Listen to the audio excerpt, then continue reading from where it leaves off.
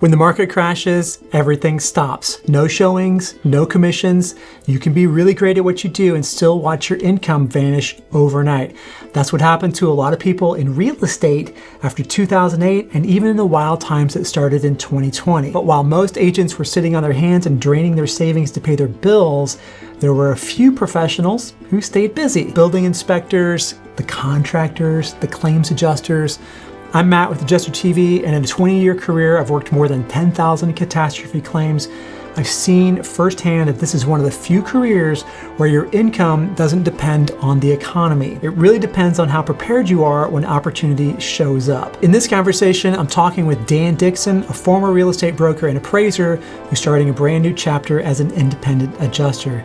He's been through market highs and crashes, he's run his own businesses, and now he's doing what a lot of people are thinking about in 2025, pivoting to something more resilient. You'll see how Dan is approaching this transition from the ground up, the study habits that actually help you pass the licensing exam, what it really takes to stand out to eye firms before you've got experience, and why this industry rewards people who take action early instead of waiting for the perfect time. The timing is never perfect, but if you've been watching your own industry start to stall, real estate, construction, sales, whatever it is, this conversation might open up a new way forward. Because the truth is, there's still a massive need for qualified adjusters. The work has not disappeared, it's just waiting for the people who are ready. And if you want to stay on the cutting edge of where the claims industry is going, not just react to it, then you need to be at Verisk's Elevate Conference. This is the event where insurance technology meets real-world adjusting. You'll see firsthand how AI, automation, and data tools are reshaping the way claims are inspected, written, and closed,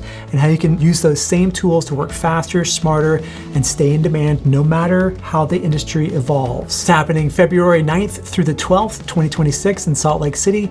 You'll connect with the innovators building the platforms we'll all be using in the next few years, and you'll walk away with strategies that you can apply immediately to stay relevant, competitive, and ahead of the curve. So if you want to future-proof your career and see where the next wave of opportunity is really coming from, I'll see you at Elevate. Register right now using the link in the description below. Also, if you want industry standard damage identification books, trainings, and certifications, then you really need to get hooked up with Hague Education. Go to hagueeducation.com and use Adjuster TV at checkout. All right, let's get into my conversation with Dan, starting now. I was a practicing real estate broker and appraiser with Coldwell Banker for about 15 years, through the best of times, right? I got licensed back in 95, and I rode that all the way until it started to tank there in 2008, 2009. And it was good. It was really good when it was good, and then it wasn't good. And so one of the things even back then that I noticed there was that the people that were really busy, obviously realtors are busy in good times and it's not so good in other times. But one of the professions within the real estate community that I found that was always busy were the inspectors. It was the property inspectors, it was the claims adjusters. And I knew them, obviously, when you list a house and you get a property and you have the inspections done, and you find out there's Section 1 or Section 2 work that needs to be done, and you're communicating with these teams. Obviously, I got to know them because there was a lot of business going on. And then you start to see kind of a drop off in the business as far as sales go on the real estate side, and there's still people refinancing that need to have inspections done, or there's damages that people have sustained on their properties, and then there's claims adjusters. And so I consistently saw a lot of the same teams and people that were in this.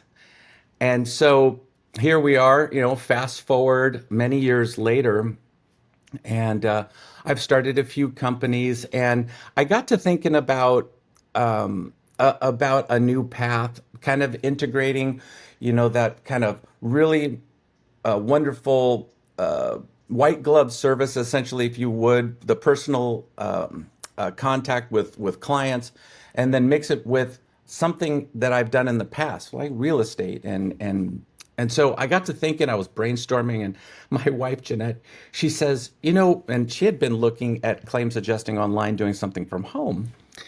And it hit me. So I start, you Google and you start looking, and all of a sudden this guy comes up from adjuster TV. I was like, what's that? The guy looks cool. The videos look very professional. Oh, yeah, yeah. And so I started getting into it, and that was the catalyst of this. So it's you that kind of like, you can do this, and you kind of broadened my eyes about this. So, anyways, um, I signed on with Adjuster Pro to take that class, and to take that pre-exam stuff, and so I'm getting through that. What I notice is like, holy cow, man, this is almost equal to or more in depth in the examination than I took from my broker's exam. I mean, this is really a lot of material. And so, I guess my first question is, am I doing, that kind of thing and studying and, 2, 3 hours a day? You hear this different voices coming from, whether it be TikTok, claim adjusters, or people that have been in the industry a long time and they have something to say. And so, am I doing everything I can to ensure that I pass this exam? I'd rather not take it several times.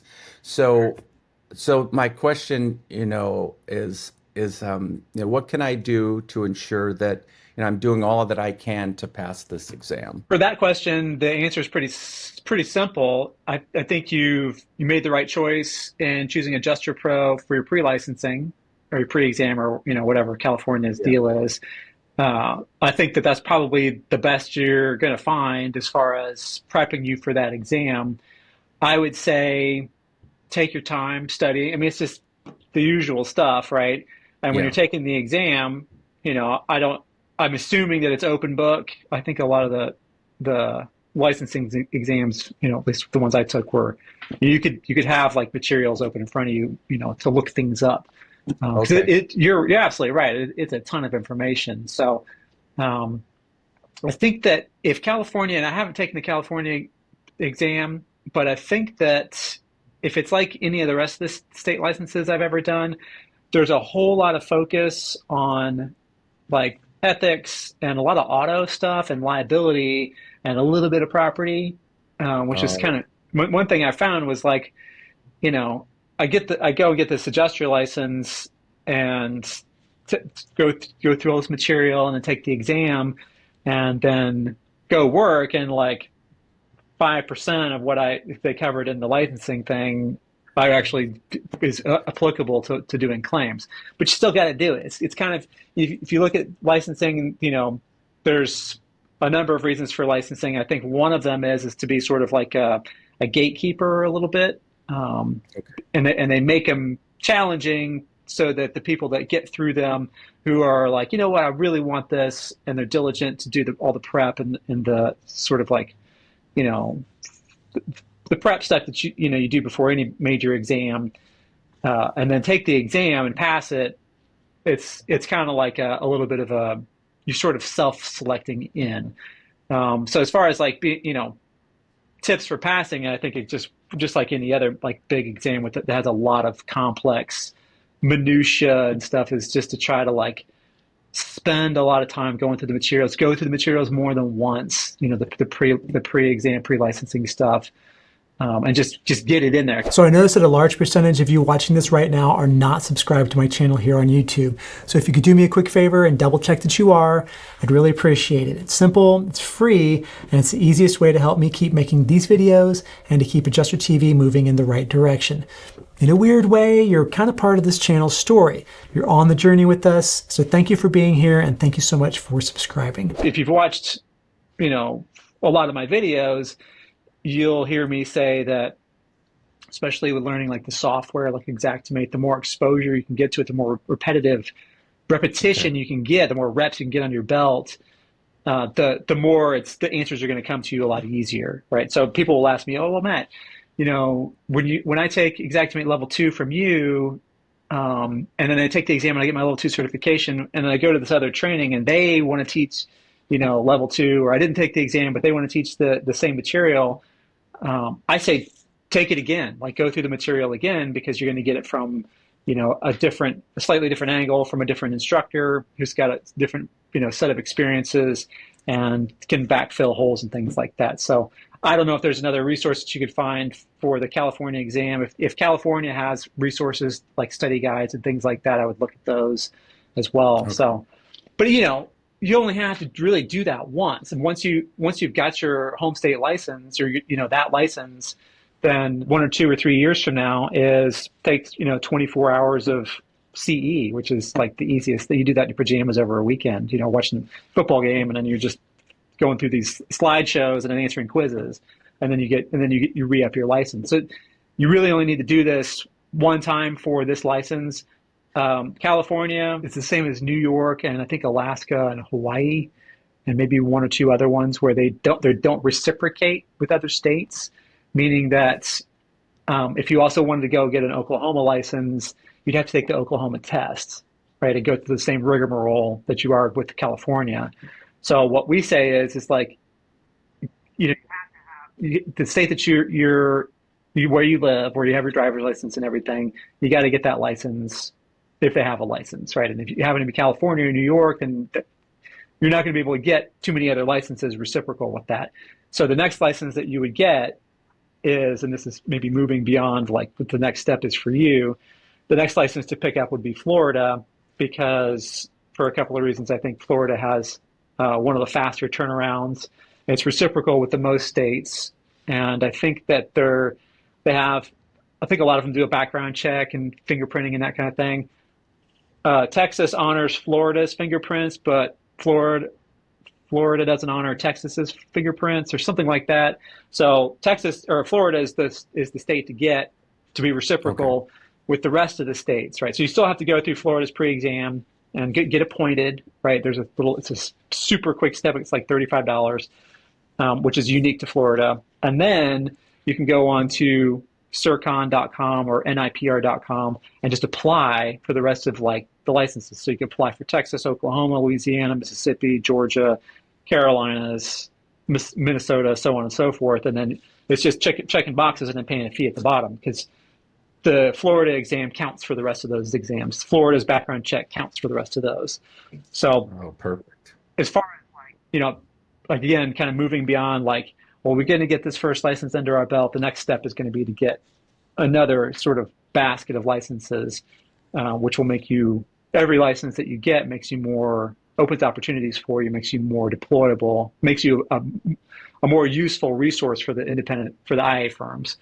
Fantastic. What else have you done, like, as far as getting, what steps have you taken so far besides like getting your California license started, like in the process of becoming an adjuster? Trying to read up as much as I can. Obviously, watching your videos. I haven't really, I took a lot of your advice on your other videos, where you had stated that it's never too early to start applying for those IA firms. Yeah. And so, it's been fantastic. So I've actually sat through a couple of orientations. Crawford, I utilize LinkedIn heavily as a networking tool. And so a lot of the executives and the decision makers at these IA firms I've already connected with on LinkedIn to set a groundwork already moving forward with that. I've applied, so out of the 10, I've got a list. I kind of saw one of your lists, and then I've got a few other lists of prominent IA firms, not only in California, but also throughout the US.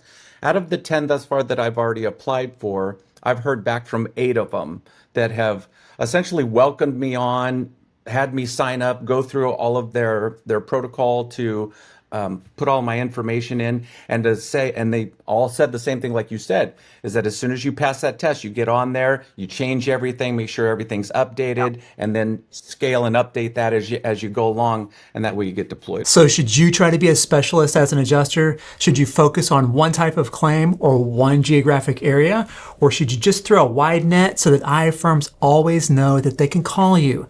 That is a bigger strategy question, and it affects your income, your reputation, and how fast you move up in this industry. And because it's such a huge topic, I put together a full deep dive that breaks down exactly how new adjusters should think about specialization versus saying yes to everything. And you can watch that video right here. And as always, thank you so much for watching, and have a great storm.